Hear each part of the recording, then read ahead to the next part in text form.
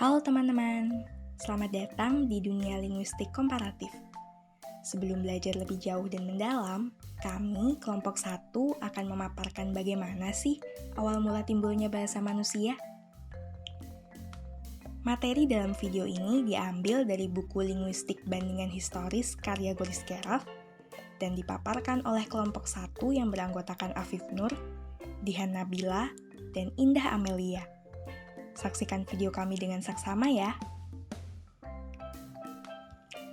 Awal mula timbulnya bahasa.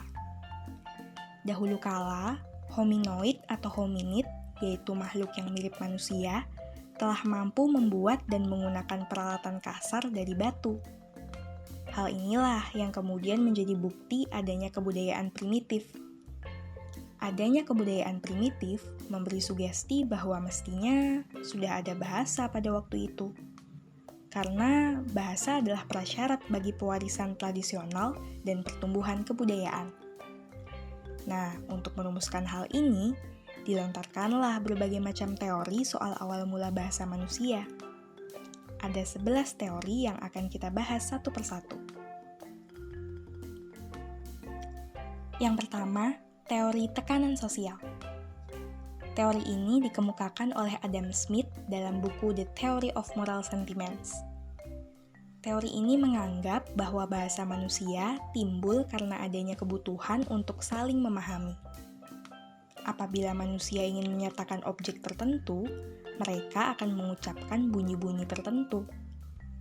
Bunyi-bunyi ini kemudian dipolakan dan dikenal sebagai tanda. Teori ini tidak mempersoalkan bahwa fisik manusia itu sebenarnya berkembang sehingga kemampuan bahasa juga akan berkembang. Jadi dalam teori ini, bahasa atau tuturan adalah produk dari tekanan sosial, bukan hasil dari perkembangan fisik.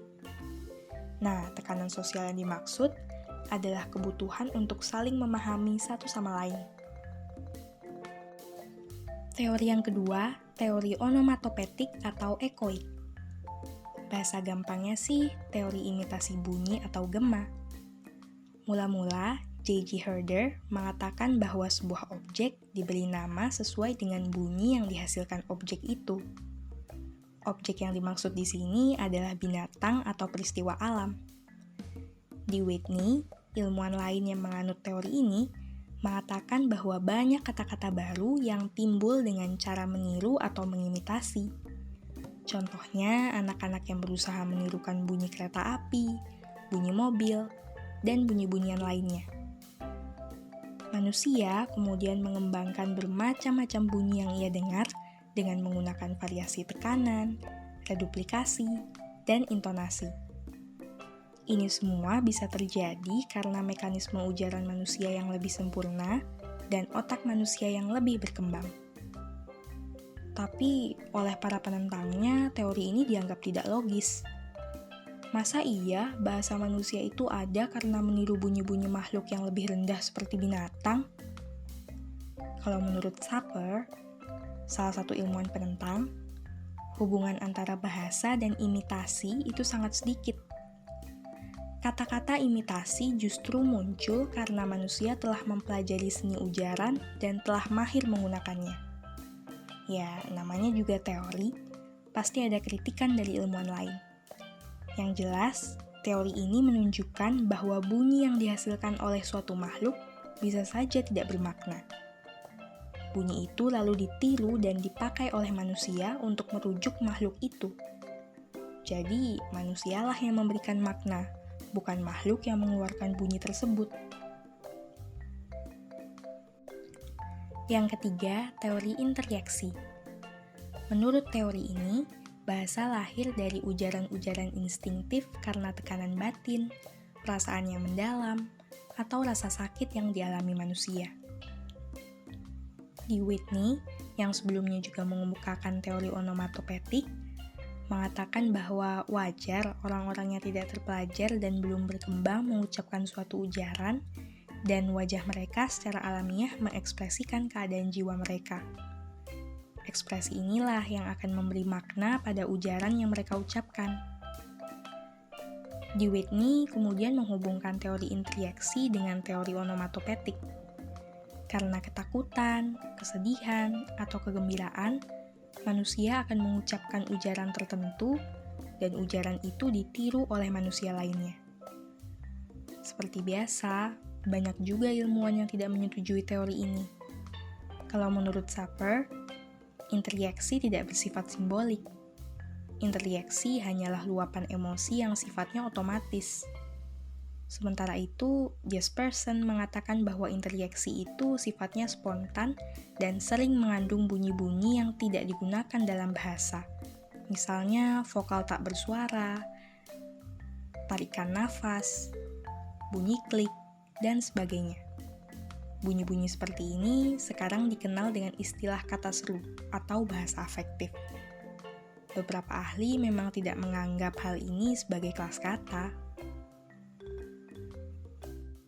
Lanjut ke teori yang keempat, teori nativistik atau tipe fonetik. Teori ini dikemukakan oleh Max Muller, ilmuwan yang sebelumnya telah menentang teori onomatopetik dan teori interiaksi. Sebagai dasar teorinya, Max Muller berasumsi bahwa terdapat suatu hukum, yaitu tiap barang akan mengeluarkan bunyi yang khas kalau dipukul. Manusia lalu memberikan respon atas bunyi-bunyi tersebut. Karena manusia memiliki kemampuan ekspresi artikulatoris, maka respon yang diberikan melalui ekspresi artikulatoris. Kemampuan ini merupakan insting. Dengan insting ini, setiap impresi dari luar akan mendapatkan ekspresi vokal dari dalam. Jadi dapat disimpulkan bahwa bahasa dimulai dengan akar, dan akar itu berupa tipe fonetik atau bunyi yang khas. Kata adalah bermacam-macam impresi yang diambil dari perpaduan fonetik tersebut. Mungkin maksud Max Muller bukan menyamakan manusia dengan lonceng atau gamelan yang akan mengeluarkan bunyi kalau dipukul. Yang dapat ditangkap dari teori ini adalah setiap objek akan memberikan reaksi tertentu bila ada stimulus. Pada manusia, reaksi itu kebanyakan berbentuk vokal, yang dalam hal ini berupa tipe-tipe fonetik tertentu yang kemudian menjadi akar bagi perkembangan bahasa. Teori Yoheho. Teori ini dikemukakan oleh Muller yang dilancarkan pada tahun 1861 hingga 1863 dan kemudian dikumpulkan dan diterbitkan pada tahun 1891. Teori ini menimbulkan banyak kesalahpahaman karena Muller sama sekali tidak berusaha untuk menjelaskan dari mana muncul teorinya itu, yaitu dari mana asal-usul tipe fonetiknya itu, apakah dari imitasi atau dari interaksi. Dalam kata pengantarnya, Muller mengatakan bahwa ia meminjam ide mengenai tipe fonetik itu dari Noire, seorang sarjana filologi Prancis. Teori Noire menjadi landasan dari teori Muller itu, bertolak dari suatu anggapan bahwa kegiatan otot-otot yang kuat mengakibatkan usaha perlepasan melalui pernapasan secara keras. Pelepasan melalui pernapasan ini menyebabkan perangkat mekanisme pita suara bergetar dengan bermacam-macam cara. Karena getaran itu timbullah bunyi ujaran. Dulu, orang primitif selalu mengerjakan pekerjaan sesuatu secara bersama-sama karena mereka belum mempunyai peralatan yang maju. Untuk memberi semangat pada sesamanya, mereka akan mengucapkan bunyi-bunyi yang khas yang dipertalikan dengan pekerjaan yang khusus itu. Sebab itu, bunyi-bunyi yang dikeluarkan pada waktu mereka mengerjakan pekerjaan itulah yang dipakai pula untuk menyebut perbuatan itu. Sebab itu, teori ini dijuluki pula dengan nama Yoheho. Teori isyarat. Teori ini diajukan oleh Wilhelm Wundt, seorang psikolog yang terkenal dalam abad 19. Teorinya tentang asal-usul bahasa didasarkan pada hukum psikologi, yaitu bahwa setiap perasaan manusia mempunyai bentuk ekspresi yang khusus yang merupakan pertalian tertentu antara syaraf reseptor dan syaraf efektor. Bahasa isyarat timbul dari emosi dan gerakan-gerakan ekspresif yang tak disadari yang menyertai emosi. Komunikasi gagasan dilakukan dengan gerakan tangan yang membantu gerakan gerakan mimetik atau wajah seseorang. Tingkah laku ini bukan hanya berfungsi sebagai ungkapan perasaan, tetapi juga mampu mengembangkan gagasan dan emosi yang sama dalam pikiran orang lain. Bila yang diajak berbicara menanggapi dengan gerakan yang sama, maka akan dikembangkan sebuah proses berpikir yang sama. Bila sudah dapat dikembangkan proses berpikir itu, maka gerakan yang tak disadari lambat laun akan digantikan oleh gerakan yang disadari ini. Pada saat itulah gagasan yang akan tampil sebagai faktor yang utama. Berkat konten ideasional ini, gerakan-gerakan pengungkap emosi berubah menjadi gerakan pengungkap gagasan. Komunikasi mengenai pengalaman manusia berubah menjadi komunikasi pikiran, yaitu bahasa. Kemampuan untuk mendengar memungkinkan manusia menciptakan jenis gerakan yang ketiga, yaitu gerakan artikulatoris, di samping gerakan mimetik dan gerakan pantomimik yang sudah ada. Gerakan-gerakan artikulatoris ini lebih mudah diterima dan memiliki kemampuan untuk mengadakan modifikasi tanpa batas. Wan mengatakan bahwa bahasa isyarat adalah bahasa primitif, tetapi ia sama sekali tidak menegaskan bahwa bahasa artikulatoris berkembang dari bahasa isyarat. Ia menganggap keduanya dipakai bersama-sama, tetapi kemudian bahasa ujaran ini memperoleh status yang lebih tetap karena fleksibilitasnya dan kemampuannya untuk mengadakan abstraksi. Teori permainan vokal. Teori ini dikemukakan oleh Jespersen. Jespersen merupakan seorang filolog Denmark yang kenamaan. Jespersen sudah menguraikan 3 bidang penelitian. Yang pertama bahasa anak-anak, yang kedua bahasa suku-suku primitif, dan yang ketiga yaitu sejarah bahasa-bahasa. Menurutnya, bahasa manusia pada mulanya berwujud dengungan dan senandung yang tak berkeputusan yang tidak mengungkapkan pikiran apapun. Bahasa mulai tumbuh dalam wujud ungkapan-ungkapan yang berbentuk setengah musik yang tak dapat dianalisa. Bahasa yang terdiri dari dan berkembang dari kata-kata semacam itu merupakan alat yang sangat kaku, rumit, dan kacau. Tetapi, memang sejak awal sudah ada kecenderungan untuk berkembang. Perkembangan itu sendiri mula-mula berlangsung secara lambat, tetapi tetap bergerak maju menuju kejelasan, keteraturan, dan kemudahan. Jespersen dengan demikian beranggapan bahwa bahasa manusia mula-mula lebih bersifat puitis dalam permainan yang riang gembira, dalam cinta remaja yang ceria, dan suatu impian yang romantik. Teori Jespersen dengan demikian berusaha untuk menjembatani kesenggangan antara vokalisasi emosional dan ideasional. Teori isyarat oral. Teori ini dikemukakan oleh Richard Paget dalam bukunya Human Speech pada tahun 1930. Ia bertolak dari zaman bahasa isyarat untuk membuktikan bahwa ketika manusia mulai menggunakan peralatan, tangannya yang dipenuhi dengan barang-barang tidak mungkin lagi secara bebas digunakan untuk berkomunikasi. Sebab itu, manusia memerlukan alat lain isyarat yang mulanya dilakukan dengan tangan tanpa sadar mulai digantikan oleh alat lain yang dapat menghasilkan isyarat yang lebih cermat. Pada mulanya, manusia menyatakan gagasannya dengan isyarat tangan. Tapi tanpa sadar, isyarat tangan ini diikuti juga oleh gerakan lidah, bibir, dan rahang yang membuat juga gerakan sesuai dengan isyarat tangan tadi. Pada waktu tangan mendapat tekanan tugas yang lebih berat, maka peranan tangan sebagai pemberi isyarat juga berkurang. Tetapi sementara itu, bagian pelengkap seperti lidah, bibir, dan rahang sudah siap untuk mengambil alih peranan itu dengan cara pantomimik. Kemudian, tibalah tahap yang paling penting, yaitu ketika manusia melakukan isyarat dengan lidah, bibir, dan rahang, maka udara yang dihembuskan melalui mulut atau lubang hidung akan mengeluarkan pula isyarat-isyarat yang dapat didengar sebagai ujaran berbisik. Jika nenek moyang kita menyanyi atau menggerutu, maka akan dihasilkan efek yang lebih nyaring dan lebih baik, yaitu apa yang kita sebut dengan bahasa. Teori Paget pada dasarnya merupakan penjelasan dari transisi ini.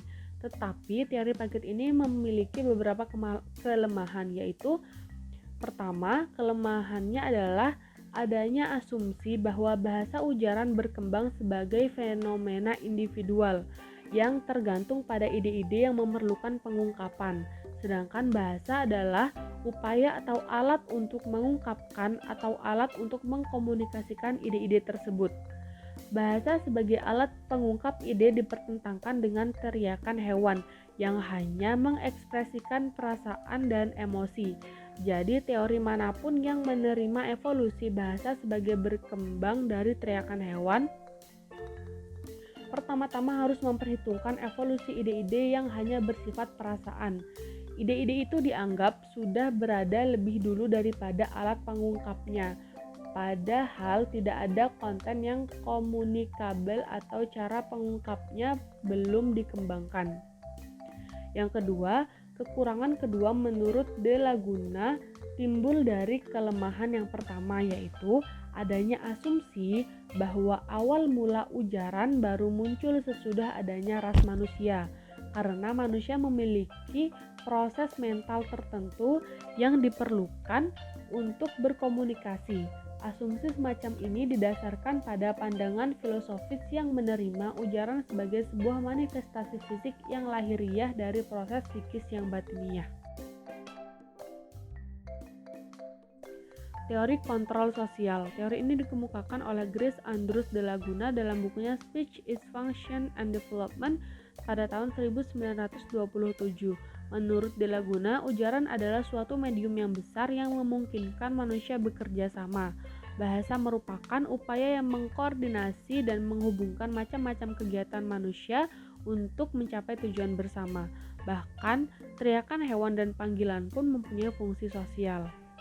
Jadi dalam usahanya menelusuri evolusi ujaran dari teriakan binatang ke penggunaannya sebagai ujaran, De Laguna melihat lebih jauh ke belakang bila dibandingkan dengan Jespersen.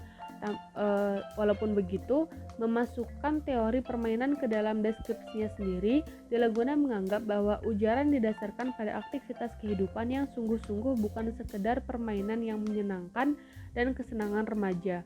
Mungkin saja bahwa masa-masa yang lebih cerah ini memberi iuran bagi aktivitas permainan vokal pada orang-orang primitif, tetapi hal ini hanya bisa terjadi kalau ujaran vokal dipisahkan dari konteksnya dan membentuk suatu perbuatan yang bebas dan mengandung sifat-sifat yang menyenangkan dalam dirinya. Selanjutnya adalah teori kontak. Teori kontak dikemukakan oleh G. Reves dalam bukunya yang berjudul The Origins and Prehistory of Language. Menurut Reves dalam bukunya tersebut, hubungan sosial pada makhluk hidup tidak pernah memberikan kepuasan antara individu-individu yang ada. Pada tingkat yang sangat rendah, kebutuhan untuk memenuhi hubungan kontak bisa dipenuhi oleh kontak spasial atau kontak kerapatan jarak. Tetapi semakin banyaknya pengalaman yang didapat, ternyata kontak spasial belum mampu memenuhi kepuasan tersebut. Jadi, kontak spasial tadi menjelma menjadi kontak emosional. Kontak emosional akan menimbulkan empati, simpati, dan pengertian pada orang lain. Kontak emosional merupakan hal yang sangat esensial pada tingkah laku bahasa, karena bahasa hanya mungkin ada pada individu yang mempunyai kontak personal atau emosional. Aspek terakhir dari teori kontak ini adalah kontak intelektual, yang berfungsi untuk bertukar pikiran. Individu yang tidak pernah terlibat dalam jaringan kontak intelektual tidak akan pernah tahu pengaruh bahasa sebagai alat untuk komunikasi intelektual. Bahasa tumbuh dari bunyi-bunyi ekspresif yang tidak mempunyai makna ekspresif, yang kemudian berubah menjadi bunyi kontak. Bunyi kontak inilah yang berfungsi untuk menjalin hubungan dengan orang lain. Bunyi kontak yang pertama lahir adalah teriakan atau cry, yang tidak diarahkan untuk seseorang, melainkan untuk lingkungan sekitar secara umum, dan belum berbentuk komunikasi personal. Sedangkan panggilan atau call diucapkan ketika pendengar berada dalam jangkauan pandangan atau jangkauan bunyi. Dari berbagai aspek yang sudah dijelaskan, Reves tetap tidak bisa membentuk suatu konsepsi yang memuaskan tentang bagaimana panggilan atau call diubah menjadi kata. Yang terpenting adalah bahwa bahasa merupakan hasil pertumbuhan evolusioner bersamaan dengan perkembangan manusia. Teori yang terakhir adalah teori Hockett-Asser. Teori ini dikemukakan oleh Charles F. Hockett dan Robert Asser dalam tulisan mereka yang berjudul The Human Revolution dalam majalah Current Anthropology. Jadi, menurut mereka, makhluk yang disebut proto-hominoid sudah memiliki semacam bahasa yang disebut dengan call. Gibbon dan Siamang adalah turunan dari proto-hominoid, tetapi proto-hominoid bukanlah nenek moyang mereka. Proto-hominoid ini hidup di pohon-pohon dengan berkelompok, sekitar 10-30 anggota.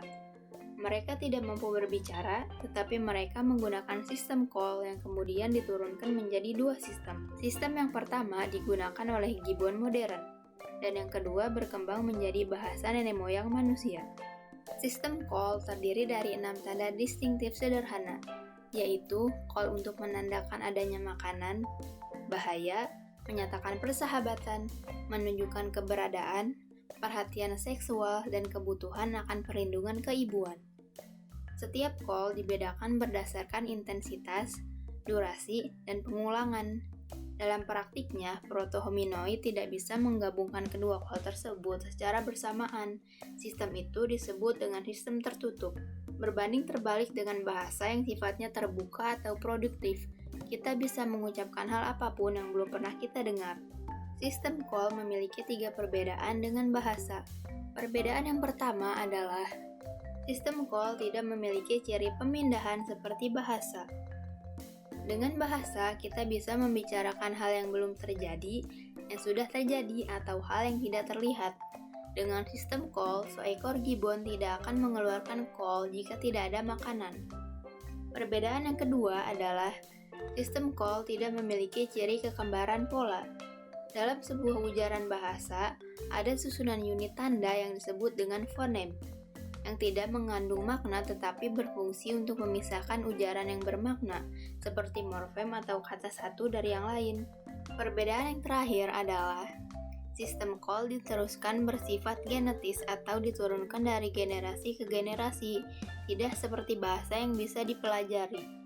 Menurut teori ini, pada dahulu kala, proto-hominoid terpaksa turun dari pohon karena perubahan cuaca yang mengakibatkan hutan rimba mengalami penyusutan. Karena persaingan, beberapa kelompok proto-hominoid terpaksa hidup di atas tanah karena hutan lain sudah dikuasai oleh kelompok yang lebih kuat. Kelompok yang lemah ini yang hidup di atas tanah kemudian menjadi nenek moyang kita, sedangkan yang kuat menurunkan ke kera-kera besar seperti saat ini. Kemampuan kelompok yang tinggal di atas tanah mengalami perkembangan, seperti membawa sesuatu dengan tangan, bukan dengan mulut lagi.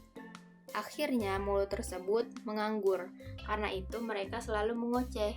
Dari situlah sistem yang tadinya tertutup menjadi terbuka.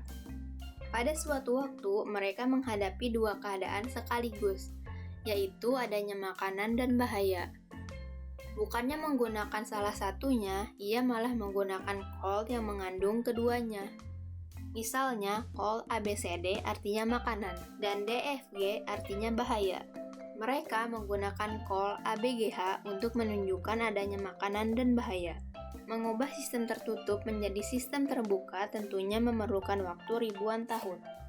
Sistem call tertutup yang tadinya diwariskan secara genetis kini berkembang menjadi sistem terbuka dan bisa dipelajari.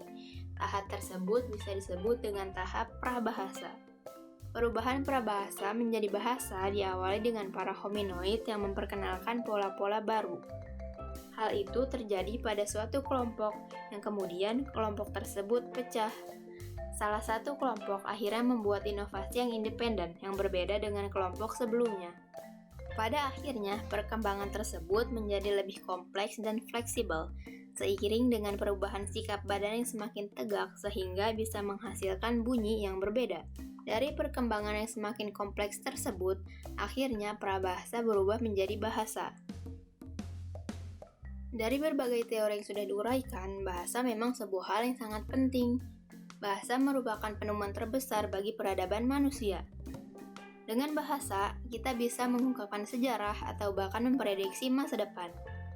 Sekian penjelasan dari kami, semoga dapat dipahami dan kita bisa lebih bersemangat dalam mempelajari bahasa. Jangan lupa untuk memberikan kritik, saran, atau pertanyaan pada kolom komentar.